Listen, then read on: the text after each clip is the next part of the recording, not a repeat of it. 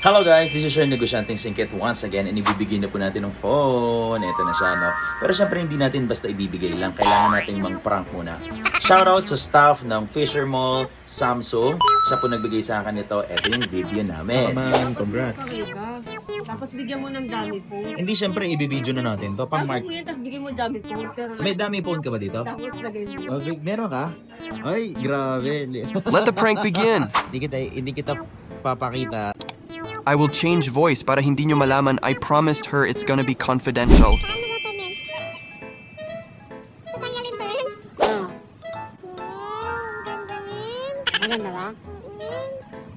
Paano ito, Mens? Ay, banana.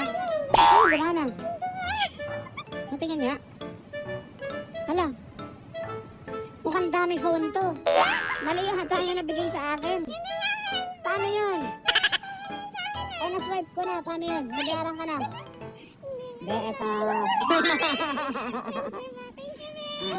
Hindi ko pa baka huwag mong gasgasan na bago pa yan eh.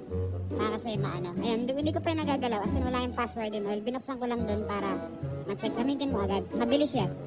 Ayan. Mens, parang iPhone lang, Mens, ah. Hindi ako nag-ibang brand. Kasi yung ibang brand, sunod kasi sa iPhone ang Samsung. Thank you, Mens. Ito, Mens. ito akin na yan. Pang-prank ko lang yan.